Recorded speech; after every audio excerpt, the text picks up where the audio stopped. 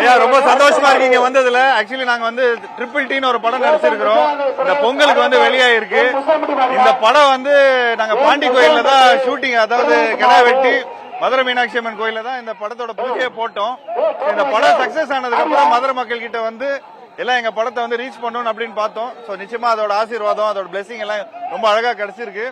First time நான் வந்து இந்த மாதிரி ஜல்லிக்கட்டு ப்ரோக்ராமுக்கு வந்திருக்கிறேன். உண்மையிலேயே ரொம்ப வியந்து போயிருக்கிறேன். ரொம்ப சந்தோஷமா இருக்கு.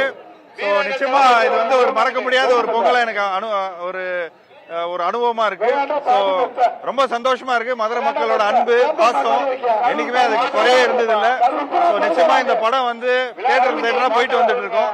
சோ அந்த கேப்ல வந்து இங்க ஜல்லிக்கட்டை பார்க்கணும்னு ரொம்ப ஆசைப்பட்டேன். சோ எங்க படத்தோட டைரக்டர் இருக்காரு, எங்க படத்தோட அசோசியேட் ப்ரொடியூசர் இருக்காரு, இவரும் மதுரைக்காரர் தான்.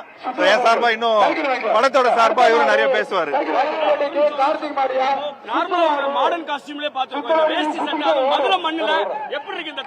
நான் நடிச்சிருக்கிற படம் ட்ரிபிள் டின்னு, அதாவது தலைவர் தம்பி தலைமையில அந்த படம் முழுக்க இதே காஸ்டியூம்ல தான் இருக்கிறேன்.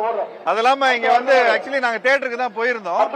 தியேட்டருக்கு போயிட்டு வர வழியில இங்க ஒரு கடை இருக்குது, இந்த கடையில தான் வாங்கி போட்டோம்.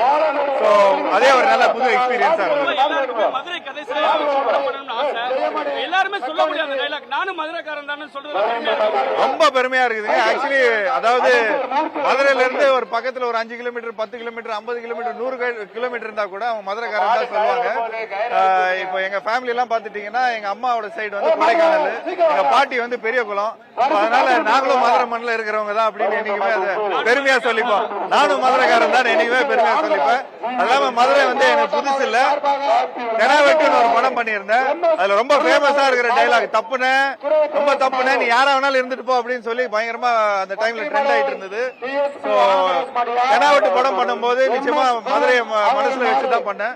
அது வந்து ஒரு மதுரைக்காரனை தான் பண்ணிருக்கேன். இன்னும் வரைக்கும் இப்ப கூட தியேட்டர்ல கூட சொன்னாங்க, நீங்க தெனாவெட்டு படம் மாதிரி பண்ணுங்க, அந்த கேரக்டர் ரொம்ப நல்லா இருக்கு, மதுரைக்காரனா பண்ணிருக்கீங்க அப்படின்னு சொல்லி அந்த அன்பும் பாசமும் இன்னமும் இருக்குது.